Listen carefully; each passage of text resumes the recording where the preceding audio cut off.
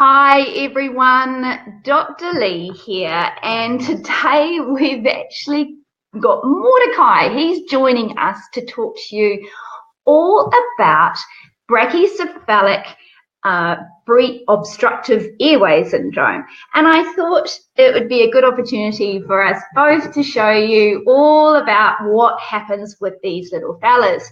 So he's going to join me for just a little while, just for the very start of this talk. So basically, what have we got? We've got a dog that can't breathe, and for many of us, we think that those funny breathing sounds like Mordecai is doing right now are actually normal. But just because it's a common sound doesn't necessarily mean that it's a normal sound. And so we really need to have a good think about what these noises are and what they mean. So tonight I'm going to talk all about brachycephalic obstructive airway syndrome. And by doing that, I hope that you will get a little bit of an insight into what these little guys go through and why this is a problem that we need to be very aware of and treat. So what I'm going to do is I'm going to go through exactly what it is, what signs you notice, and also how we treat it. You can go and have a look on our website. We've got an article that I've written today all about this. So that's going to help you go through all these things in your own time. I also include some pretty good videos that show what happens in these little guys in the back of their throat, and so that you can see what us vets see when we're looking at these dogs. Right. So I'm Dr. Lee, and I'm from Your Vet Online. I've been a vet now for over 18 years, and what I've noticed a lot of and is that you see a lot of these dogs, and you see them quite often having a lot of problems breathing. And the sad thing is that a lot of owners think that it's normal. Unfortunately, just because something is common doesn't necessarily mean it's normal. So yeah, it's a bit of a problem. So brachycephalic dog breeds. This is a problem that occurs mainly with them. And so these guys are the ones most commonly affected by the obstructive airway syndrome. And these breeds have what I call a squishy face. Now, if we go back to looking at Mordecai here, you can see that he has a shorter nose. It's not very long. It doesn't extend very far out of the face. So it's pushed in.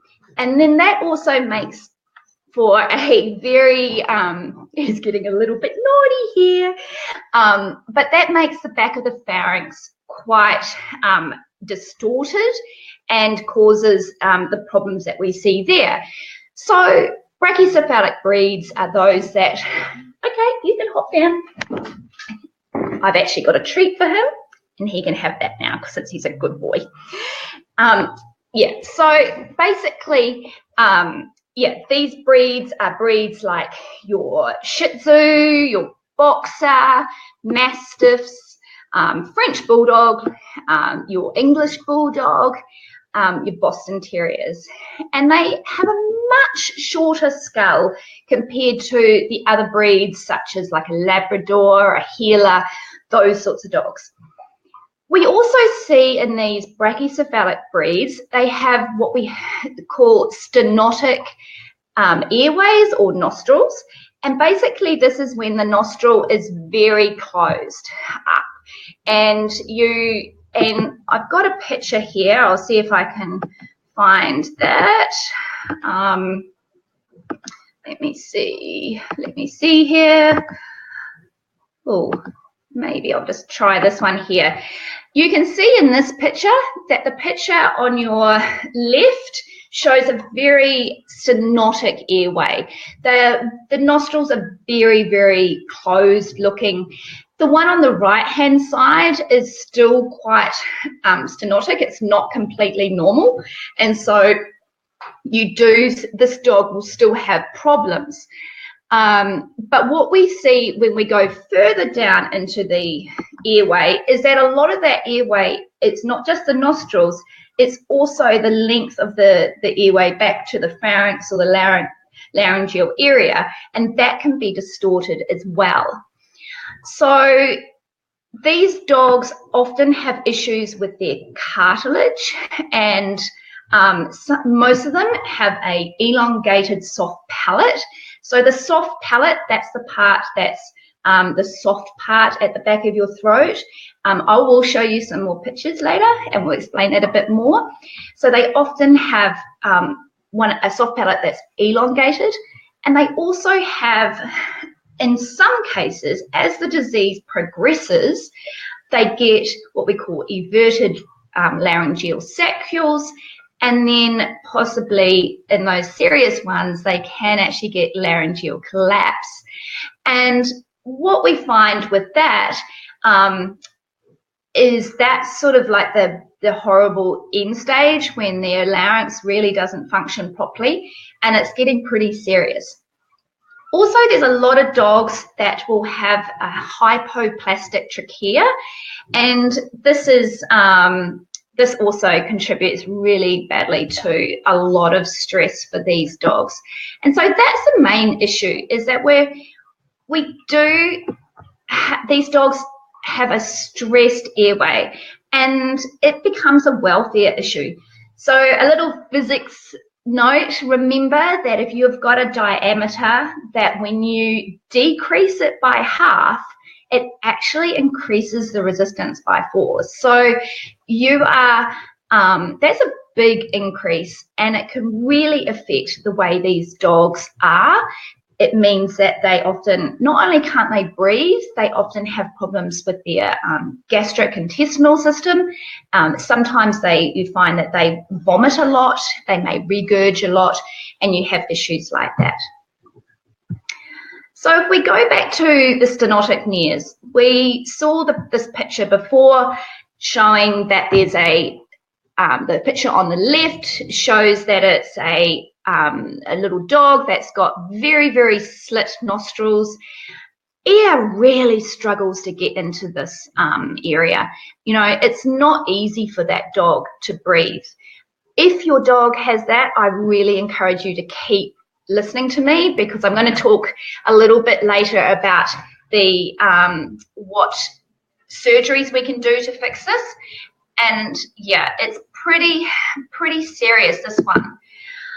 We also will move on to the elongated soft palate, and I've got a little picture of that one too somewhere. Let me find that, because this one actually shows, is that going to go up? Let me see if I can get that up onto there.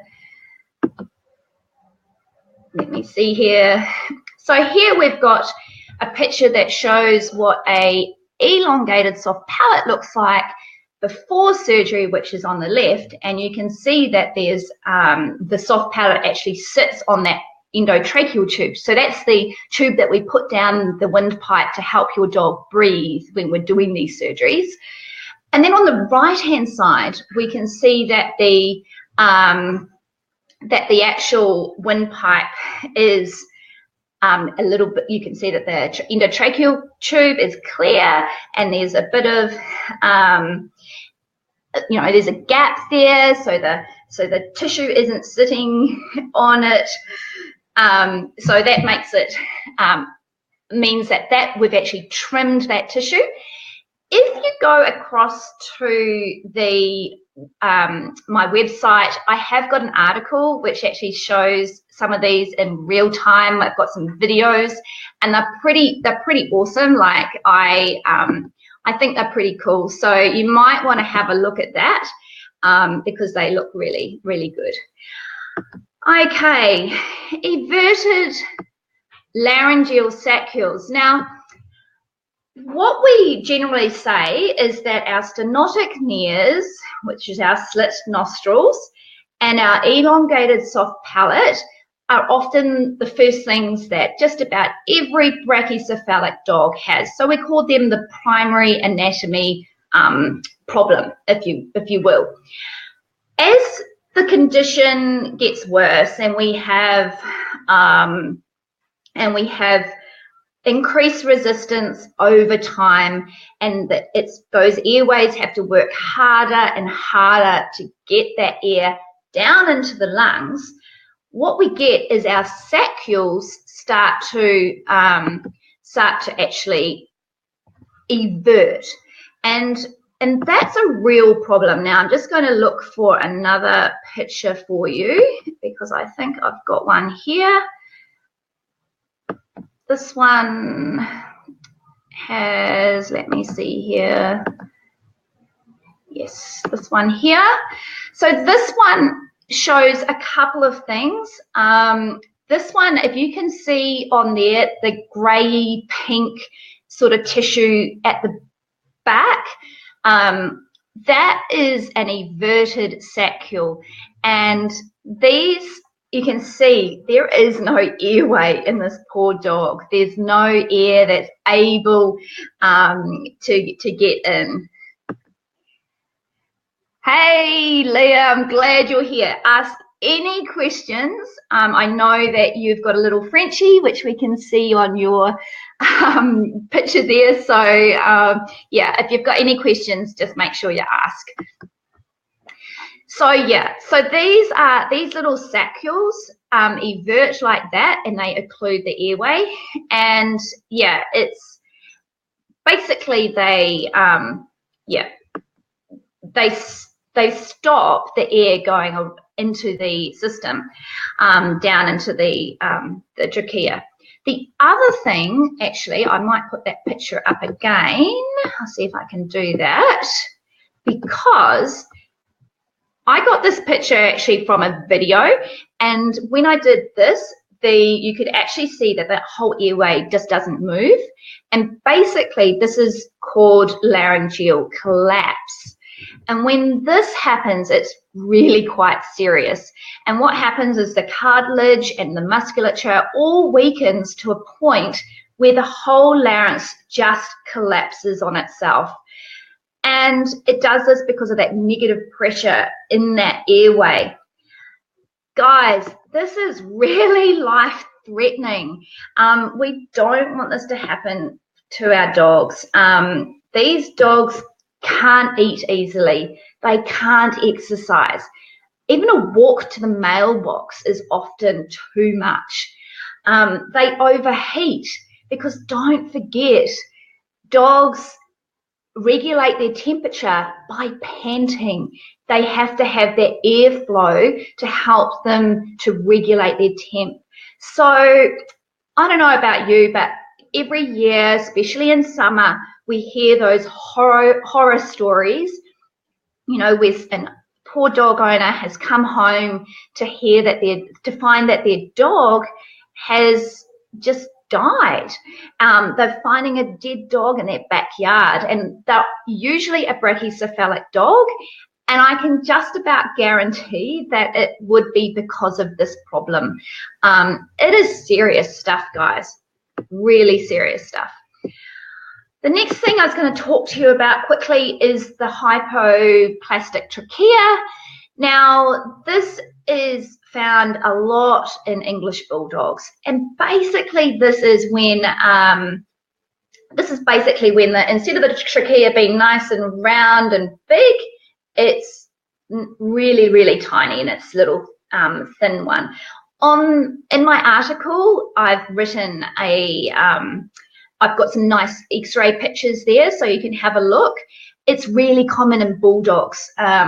They, you know, like 55% of them apparently have this problem. So if you own an English bulldog, you know, that's a real tough one, because basically having such a narrow diameter increases that resistance into the airways so much that along with the elongated soft palate, along with the stenotic nares, you end up having so much high resistance there that they can't oxygenate properly.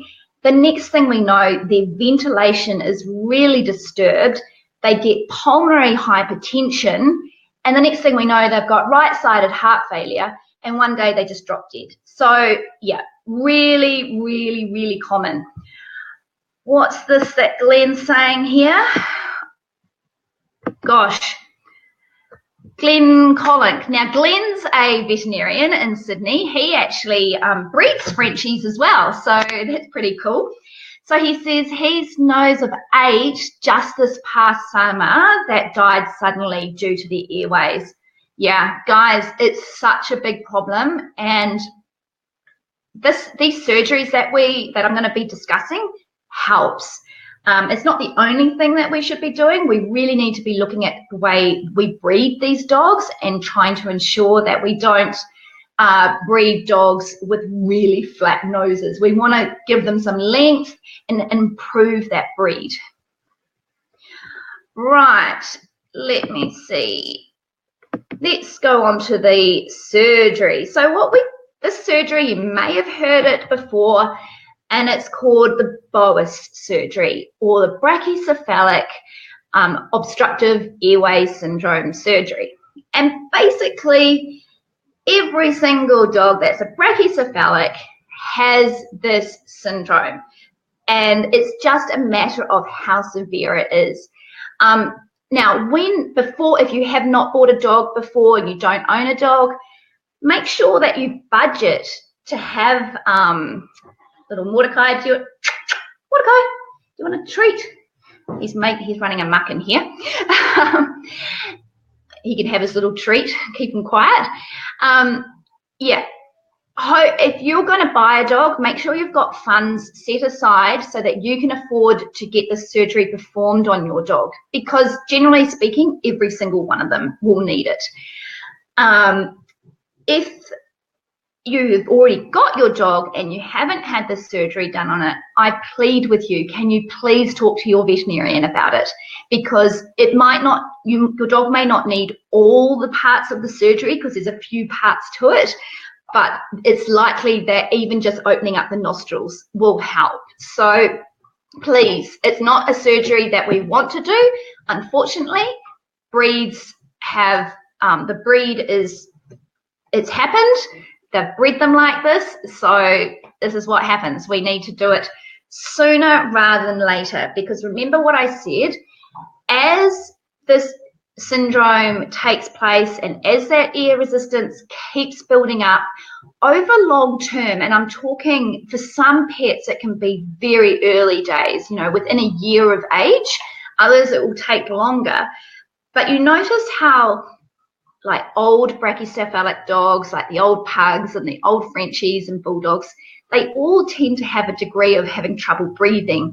And that's because as they age, those cartilage, the cartilage there and the muscles in that area really do collapse, and they have trouble. So what a lot of vets are recommending is that you take a good look at desexing. So when the dog comes in to be desexed, your vet will have a really good look at the larynx, because it's not something you can do with the dog awake. Yes, we can tell about the stenotic nares, but we can't tell what's going on. We just can't really get a tongue depressor and have a good look. So we need to have a look with them under anaesthetic, and then we need to decide, are we going to do the nose and maybe a soft palate trim during the anaesthetic for a spay or neuter, or is it a little bit more serious and do we need to wait? And when I say serious, like it might be like doing a spay is a serious surgery. So some vets, and they will prefer not to do these surgeries at the same time, because doing a spay surgery is such a complicated surgery that they want to only focus on one thing at one time. So it's very dependent on your vet and your age of your dog and the clinical signs, because as a dog ages, often some of the pathology that we see in the larynx is quite bad. So we've got to be very, very careful with that. So bottom line is basically that we want to do these surgeries sooner rather than later. And so, so that we give our dogs the best chance of having a really long and healthy life. So if we talk about the risks with surgery, because this is a big one, because like all surgeries, there is no surgery that has no risk. But with this type of surgery, in a dog that's got quite a few changes in its larynx, and maybe it's got the everted saccules, it's an older dog, it might be a little bit overweight. Those are the sort of situations, Mordecai's going for walkies here, those are the sort of situations that can make the surgery have a few more complications with it. The younger the dog is, the less complications tend to happen. The older the dog, the more complications. And the complications arise because of swelling of that larynx area. And I've been involved with my work as a emergency vet, where I've had to deal with these cases quite some time after they've actually had their surgery. Sometimes it's a good 6 to 12 hours after surgery when their larynx actually starts to swell up. And we treat those with medications and ice, and we keep the dogs really, really calm, and hopefully we don't have to do anything too serious. But if it gets to the stage where the larynx is really, really swollen and we can't control it, then some of those dogs we do have to actually give make a tracheostomy, which is a hole in their trachea so that they can breathe out that way. I'm telling you this because it's a possibility. It could happen. As I said, the younger the dog is, the less possibility that these sorts of things happen. But it's always a risk, and you're never quite sure exactly when it might happen. This means that for the older dogs, a lot of your veterinarians will actually prefer you to go to a referral centre to have this performed, or they will actually say to you that the dog will need 24/7 care for that period after the surgery. And some vet practices offer that, and you know, you might have a team of nurses and doctors that actually sleep over, and others you need to take the animal to a emergency centre where that care is available. Of course, there's always going to be situations, you know, in rural areas where, you know, the vet's going to have to bring their sleeping bag and sleep over, because we can't leave those dogs alone, because you're just never quite sure if it's going to happen or not. We do take all precaution though, guys. It's not something that we treat lightly, and it is a very real complication. Right. So what if I don't want to do surgery? Well, my thinking along these lines is it's quite the ethical question. In my view, and also remember, I've seen many, many cases of dogs suffering. Yes, there's many that don't, but on the whole, the majority of dogs that are brachycephalics have some degree of this problem. So I'm kind of like, yeah, we should be doing something. And I really struggle with a dog owner that kind of doesn't want to do anything, because I know how much better those dogs are going to be when they've had the surgery.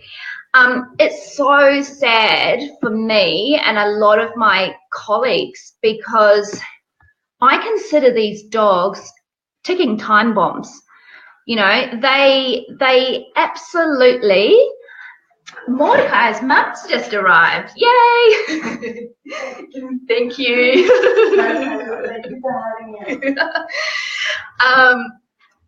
Yeah, so yeah, we where was I going there? Yeah, we have to be very aware about our dog's needs if they are brachycephalic. So always make sure you have shade available, that it's a cool area, plenty of water, so that they don't overheat. Also, watch them exercising. Be really aware. Look at them and make sure that they aren't overexerting themselves. I know with little Mordecai, he will just run all day to peak exhaustion. That's not a good thing. You know, I have to pull him up and stop him running because, yeah, like he is a brachycephalic. He's a French bulldog. He does have these issues. Take note of your dog and what they do when they're eating. If they're a dog that's started to vomit and regurge a little bit after eating, smaller meals, have them up high, and that will help, you know, so elevate so they eat off a little table, like a footstool or something, and that just helps them with their breathing, and it helps them to swallow their food, because remember, they can't eat and breathe through their nose at the same time, and that's why you get those sorts of problems. And I guess the big thing is if you see your dog have any sort of tinge of grey blue, or they're just panting excessively and really distressed, or they've gone bright red in the gums and the tongue, you need to get to a vet absolutely immediately. Get that dog in that car and get there, because they're struggling to breathe, and these dogs die very, very quickly. I guess the take-home message is that if you're going to buy a brachycephalic dog, make sure that you have the funds available to do these surgeries, and that you've read up and you understand exactly what you need to do if there's a moment of stress and your dog collapses, that sort of thing. I also think, because this is such a man-made problem, this is all about breeding. Boycott those breeders who breed those very, very, very squashed-faced noses. If you notice, Mordecai had a longer nose. His is actually quite good. He still has problems. I can hear it. So when he gets neutered, he will be getting checked, and he will be getting a nose job, a little bit of plastic surgery, and he'll be getting probably, I'd say, a soft palate resection, because I can hear that that's his problem.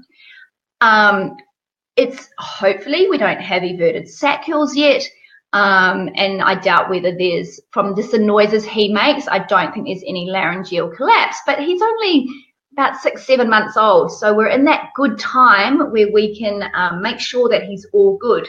But we know that those surgeries are going to have to happen. So anyway, let's have a little look-see at some of these comments, and we'll see what everyone's saying here, because I can see that there's a few questions. Whoops, that was meant to disappear. Right, Leah, what have you got? What have we got here?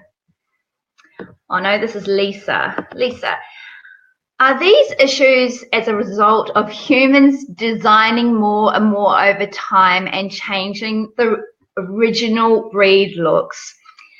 Lisa, absolutely. This is a man-made problem. I think it's got worse over time. Some breeds, they're starting to improve. I haven't seen a lot of improvement with pugs. I've seen a bit of improvement with French bulldogs.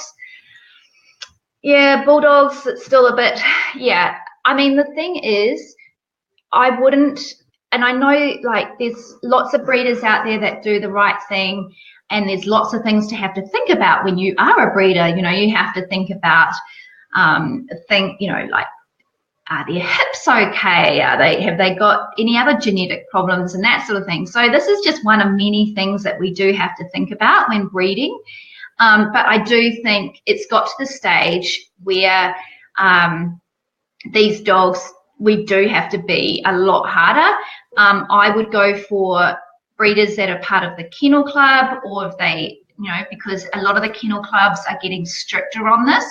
If you buy from backyard breeders, to be honest, a lot of them don't really, and I'm generalizing here, but they don't have the same care factor necessarily as those that are members of a club. Not always the case, of course. There are exceptions to every rule. But yeah, it is really a human design problem. Let me see here. Leah. When Coco went in to be de-sexed, my vet checked her out and said her soft palate was very long and she couldn't or wouldn't touch her. Okay, so some vets do the surgery, some vets don't. So you need to find a veterinarian local to you. We can help you do that if you want. You can give us, let us know in a PM where you live, and we can help you find a veterinarian that can help with that.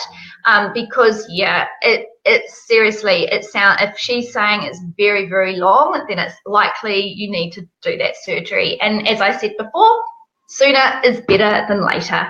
So yeah, it's one of those things that it's not a surgery that is a basic surgery. You've got to have the right setup, you've got to have the right tools of the trade. So not all vets do it, but that's okay. It's you know, we have vets that do some things and others that do other things. So yeah, it's all good. Right. Glenn's written an essay here. What's he written? Don't wait till it's too late. Surgery will extend their life and give a better quality of life. And last week I heard of a 16-month-old Frenchie that the owner finally decided to do surgery on after 12 months of me urging them to do surgery. So don't forget, this is actually Dr. Glenn Collink. He's a vet. And by this stage, the larynx was already extremely collapsed. And the dog struggled really badly with laryngeal swelling and got euthanized after the surgery. That's really depressing to hear. Yeah, and it's one of those things where, yes, the surgery has those risks, but if we can manage them and we can do these dogs early, and if that's and that definitely yeah, that's definitely worthwhile doing these cases when they're little babies. Glenn's saying that the breed clubs encourage it. Oh, I don't know about that. Yeah, and this is an important point to make, that all dogs with even the slightest airway problem shouldn't be bred. And I have to say, I completely agree with that. It's very, very sad that there's a lot of people out there that actually don't seem to care about the way they're breeding their dogs. And you know, it's not a surgery that us vets want to be doing all the time. Every vet has every breed has their problems, and we just want to try and have a case where it's just really good welfare. You know, we don't want to be this is a welfare issue and it's an ethical issue. So yeah, I think we have to be very, very, very careful about that. So if there aren't any more questions, we might wrap it up there. Yes, so no more questions. I don't think there is. All right, well, I'm Dr. Lee, and I hope you enjoyed tonight's episode of Ask the Vet. Head over to the website, check out the article, because that has some great little videos that show exactly what we're seeing and what we're hearing when we have these dogs under an anesthetic. I'll put the link in the notes section. And yeah, let's hope that all your dogs don't have these problems. And as always, you can always ask us any questions you like. Just head to our website, yourvetonline.com. We're available 24/7. There's no rest for the wicked for us. So if you ever need a vet to ask any question to, we're always available. All right then, guys, we'll catch you later, and you guys have a great night. Talk soon. Bye.